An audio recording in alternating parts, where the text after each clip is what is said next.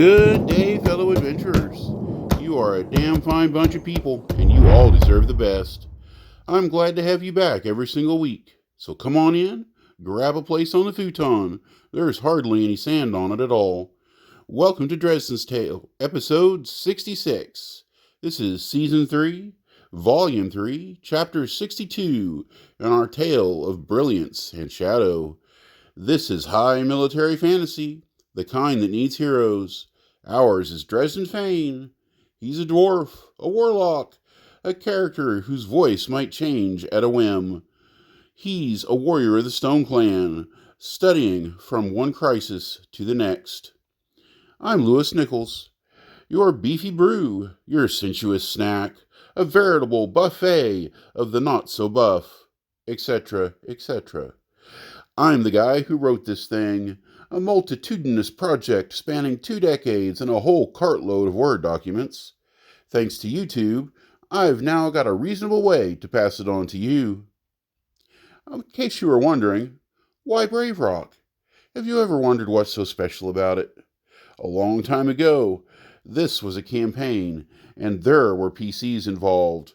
So this guy, he drank from a magical pool with an ominous warning.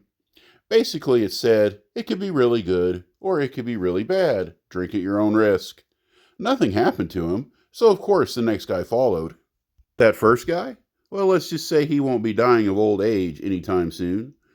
He'll be mentioned in the tale, off and on, forever, really. The other guy, he aged pretty quickly. Like one of those bad pre-CGI gruesome deaths where his hair gets all long, he turns gray, and the next thing you know his skin is peeling off. They had some powerful friends back then, and managed to get the guy brought back to life. The aging thing wasn't so easily fixed. He came back as an old man and started aging backwards, much more slowly than the aging that killed him to start with, but quicker than one would normally age in the reverse of the direction he was actually going. Yeah, something like that. So this guy, well, we mentioned him a lot early on, but not so much later, especially after he dies. Again. This is all super early in a new age, and the rules are still being written. This guy is the whole reason the Keld priests no longer have spells or abilities to bring back their dead. Well, not usually anyway. There's always exceptions, right? Anywho, Yalnia, being the god of time and longevity, was involved in all this deal making. His condition in all this, well, or her condition, depending upon what particular region of the Keld Empire you're from. But anyway, the condition was, invest in the colony of Vool, make it a great city, in my honor, and hence Brave Rock. Now, whether the Stone Clan did or didn't invest properly is up for debate. But one thing is clear. They have not. Before I get too deep in the weeds here, why don't remember what we're doing? Dresden is around here somewhere. Oh yeah, he's with the old gang. The new gang, sort of. The new old gang. Yeah, that's it. Here in Brave Rock, it's Thorsten's 16th day. 2,052 years after the fall.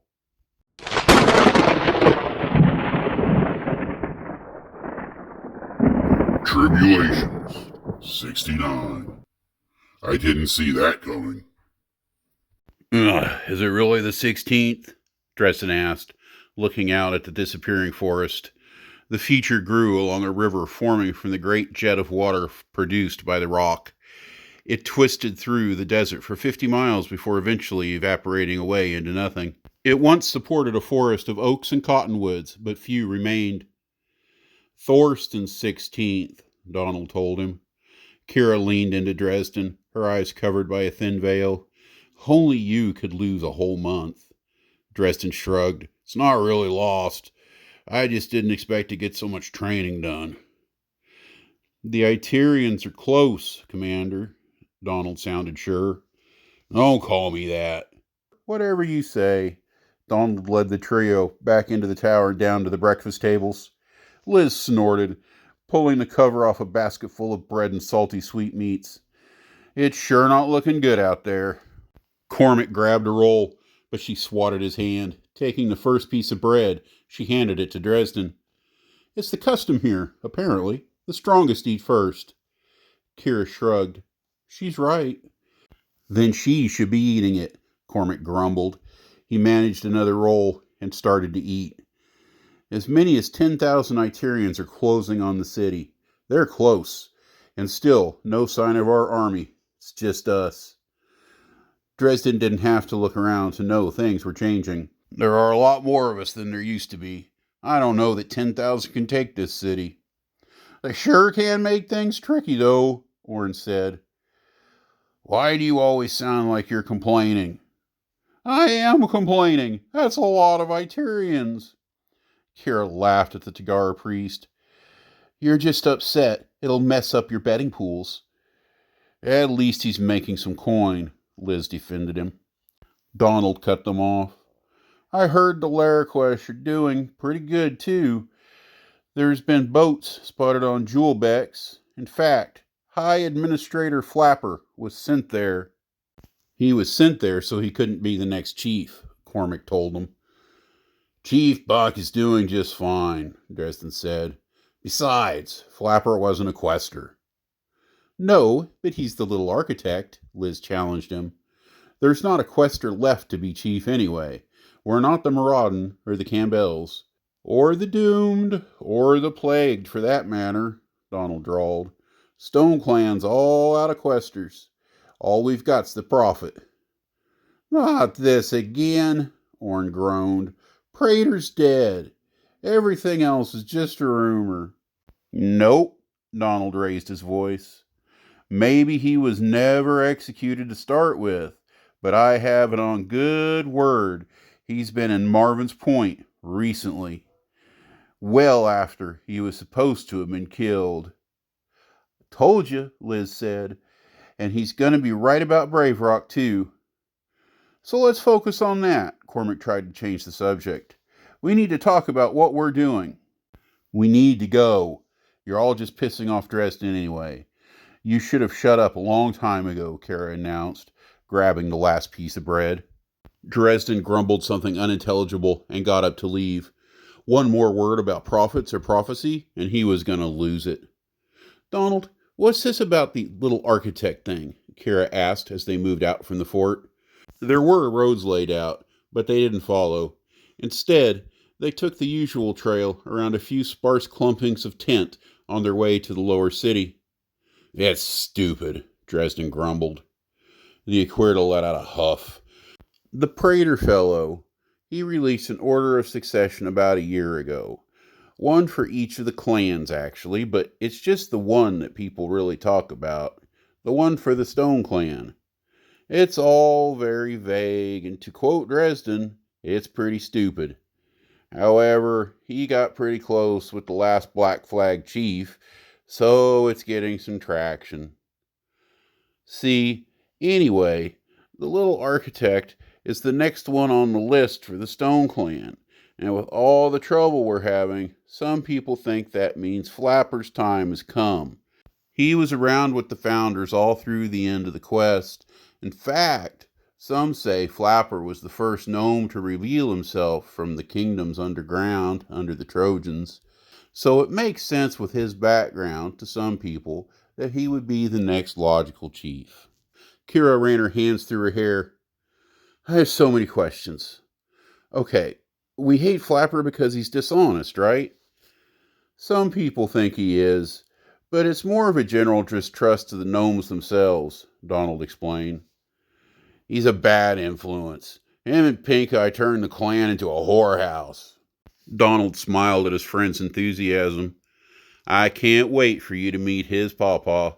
I never have, but I feel like I know him through Dresden's outlook on life. I happen to like his outlook. Now, how did a bow using Aquirta become chief in the first place, and why do we think a gnome is going to beat him out for it? There's got to be stronger warriors in the clan.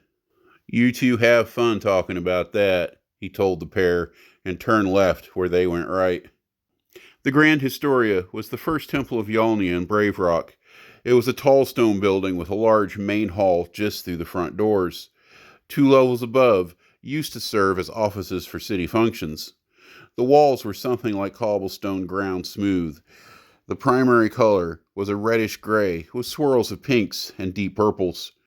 Dresden sprinted up the back stairs as his daily physical challenge, but entered the hallway as silently as possible. Listening at the door for a moment, he made sure there wasn't any unpleasant conversations in progress. Instead, he found nothing in progress at all. Only Mannix the Blue, a student of fire magic. He slept on the couch. Dresden took his favorite desk and began to read. The Historia was now a school and a library. It was replaced in its original function when a new temple was built. Two, in fact. There were now plenty of structures dedicated to government offices. Now its rooms were converted to lecture halls and copyist workshops. The lower area, lined with shelves and scroll racks, served as a repository of knowledge. It was Dresden's third school, if you could call the first one a school at all. He learned magic from what amounted to a private tutor, apprenticed to a man named Orville Reed, who owed the high priest Nanok a debt. It all seemed normal enough at the time. When he started to learn on Cadiz, he thought the small-town school was an abomination. He feared falling into the same educational quagmire his first week at Brave Rock. Now he realized he'd just been lucky in his initial tutelage. Master Cherndenik of the Campbells knew her shit, but did not take time to coddle each and every student. As for his own skills, he might have actually been more accomplished now than Orville had been. Dresden was enjoying his learning. Since coming to the school, he'd obsessed over theoretical papers known collectively as the Brine-Tassel script. The instructor said Dresden was the first student to ever understand how to properly represent the three-dimensional concept in 2 dimensions in the first week. He not only figured out how, but understood why. His classmates floundered over the illogic of limiting the concept when you clearly had an extra axis to work from. That's magic. That's how it works, he told them. Look, if you open the z-axis, you leave the delta and the lambda hanging out without the support of your reference points. Hence Dresden rediscovered his love of Ziblich. Looking back, he was always drawn in by the mystery of the unknown and the glitz and glamour of what he did know. Being tied down as a pocket spacer almost killed his enthusiasm, but now he was deep into the fun stuff. There were 8 serious students who were there most days. Cherndenik occasionally lectured, but for the most part they were on their own.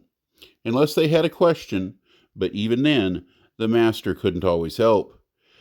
When she was stumped, it became a search, a sometimes lengthy adventure of deciphering manuscripts and holy text, looking for some clue. Often, the only course of action was to send a letter off to an expert. Most got responses, but often the student had already moved on.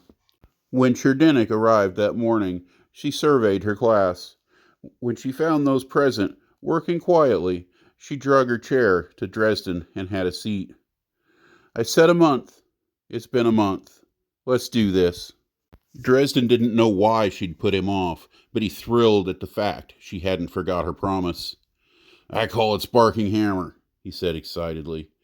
It seems like to me warlocks are just warriors who fight in the usual way and can also evoke a few axioms. That's been me. I'm proficient with a hammer, and my skiff has pretty good range, but those things don't go together. Soon, with the knowledge of the Sakau glyph, I'll be able to send out a spray of sparks too, but that's the same thing.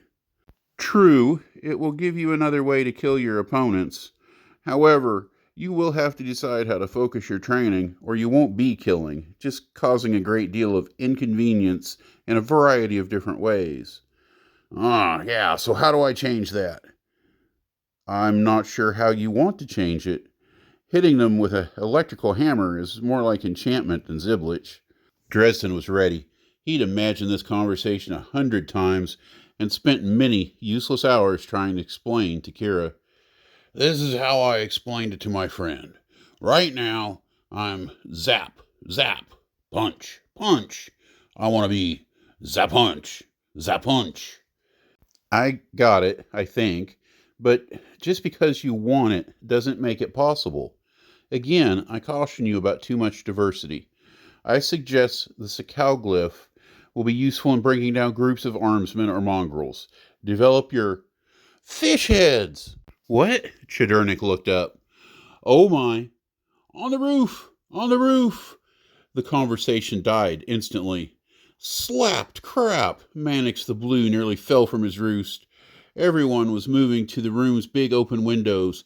Clear as day, 8 Iterians stood on top of the nearby Temple of Biona. They just appeared there. There's a pocket spacer. Bells, gongs, and drums began to chime throughout the city. Dresden took a step to follow some of the students, making for the hallway and the stairwell beyond. He stopped. On me. Let's get into the fight. On me. He knew they didn't all respond, but he had a plan. If he ended up on the rooftop alone, he'd just flash to the next building over. The skiff ejected them to find the enemy beginning to make their way down a stairwell into the temple. A hairy dwarf and a dog, as big as he was, turned back to challenge the new arrivals. Dresden winced. He should have drank his potion before skiffing. Now he didn't have the time. They closed on the dwarf, Dresden striking the man's shoulder, but the dog lunged, pushing him back, threatening to drive him over the edge before he could set his feet. He avoided the fall, but knew they were outmatched. Striking the dog, he advanced anyway. What choice did he have? Mannix fell back with a bloody hand and tattered wing. Dresden was pretty sure the pterodon was missing fingers. Fire erupted from the stairwell, and both dwarves gladly moved away from the detonation. Dresden took a strong blow to the shield, but it still stung. By the time he'd countered, a second explosion blew fire up out of the hole like a jet. It was Master Chidurnik. Both he and his nemesis realized it at the same time. The Iterian struck Vera Lang twice. Vera was a warrior, a Tagara, and a fighter on par with Dresden. She was learning magic that would make her a better watchman. It was something she did often as Rex for an influential family in the city. Vera gave ground, but Dresden took up the space. He didn't know the master's ability with the broadsword she carried, but assumed she was better with fire. She had to be given time to use it. Came to the wrong damn roof, didn't you? Vera screamed at the man they fought. You're gonna die here, grub dog. The trio of melee fighters exchanged blows, the heretic assaulted by a flurry of magical darts, while Dresden tried to keep his attention. He would have rather taken the brunt, but the dwarf tore into Vera with a violent fury. With another pair of gory cuts, this time across her face, he ended her life. It was the right tactical move for the enemy, but Dresden hated it. He struck the dwarf to make him pay, but for all the rage, it was Chidurnik who won the first engagement of the day. As the dwarf made for the edge of the roof, she swept forward to finish the man easily with her flaming blade. Before you get all hot and bothered, it's an enchantment. Yeah, I saw. Fire, fire, slash. She smiled. Well, I'll be back to the fire now. You get down to the street where you can do some more good. Flashing down to the street, Dresden ran east but found nothing. Then a block south, 2 to the east. Then back to the north, desperate for a fight. He could hear horns and shouts, but never a battle.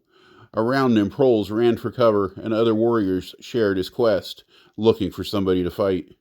Finally, he just stopped. He decided that until he heard different, he was the defender of Oak and Parchment Way.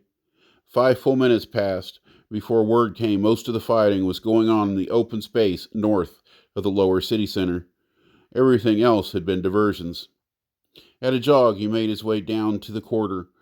As luck would have it, he got there just as the bulk of the Iterians did, and immediately joined a disorganized retreat into the city.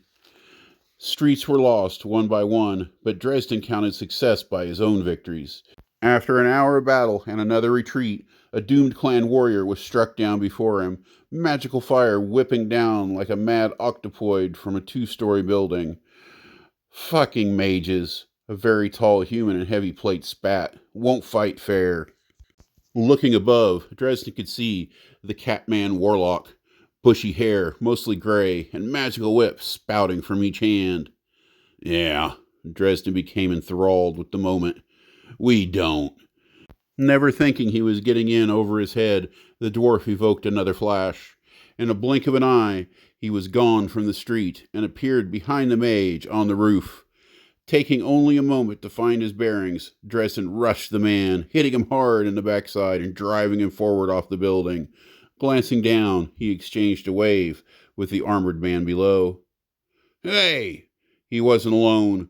3 other Iterians guarded access points to the roof. Now certain he was about to die, he engaged the first. His hammer rang against the human shield, but the return blow was easily ducked. Sidestepping, he avoided the second defender's attack. Swinging wide, Dresden caught the first man in the knee, then scooted away from him. Fending off another blow, he killed the second man, more for the fact he'd exposed his neck than any skill with his own hammer. The third stood his ground, but died by Dresden's hand as well. Realizing just how fully the Iterians occupied the building, he planned his escape. My name is Dresden Fane. He busted the knee of the next man through the door. In a flourish, he stepped back and disappeared. Grabbing the spire of Hero's Tower, he allowed himself to laugh a little at his moment of heroism, then realized his only way down was through the stairwell. The battle lasted throughout the day, and Dresden was lucky enough to be there when it turned. It was a life-affirming moment, one that made him proud and humble at the same time. He and 50 other warriors hunkered behind a line of barrels, wagons, and corpses. Down the street, 200 Iterians advanced toward them. Suddenly, one of the city's top defenders, General Flailbraun, was walking down the line. Dresden remembered his exact words. Fuck this. Let's go get 'em. Form up on me. Without waiting, he advanced through the tangle of obstacles. As Dresden and the others moved with him, he could easily hear the priest. These are the streets of the chosen peoples of the Keld gods. You are here to meet your doom. It took him a moment to realize, but Failbraun was using magic. Some of the Iterians were overtly affected, dropping their weapons and running. The rest stopped dead in their tracks. None of you shall return to your homeland. Do not flee. The hound seeks your blood. All it took was a flourish of his bastard sword, and more fled for their lives. Without a thought, Dresden charged, but it wasn't fast enough to keep up with the enemy. It took 2 days, but the invaders were ousted from the city's borders. The opening battle for Brave Rock was over. The siege had begun. Oh yeah, baby. Don't even bother running. Just face your doom. All-day battles are a rarity in a fantasy setting where hit points and fatigue are really in play. It's only at really large scales that it can happen. Dresden was involved in a lot of minor fights and a few big ones, but he had a lot of time to rest in between. He does have an advantage in this. He's got himself a beauty of a stamina score. That's Constitution for you D&D nerds. And I'll tell you, I'm playing again. I attended my first session of a 3.5 game just yesterday. Well, that's when I wrote this. I actually been playing for a month now on my recording schedule. But anyway, it's with an experienced DM and a lot of inexperienced metagamers. They seem like good kids though, and I think it's going to work out just fine. I just have to remember my golden rule this time. I'm just going to be a player. I will only be a player. I will not run my own campaign. Seriously, it's not going to happen. Whatever. Where's my can of bug spray? If you all want to hear more about my return to gaming, just let me know in the comments. But don't forget to do the rest of the stuff. Leave a like. Subscribe if you haven't already. Feel free to check out my fiction on Amazon. As usual, don't forget the most important part. I hope you all have a great day. Cheers.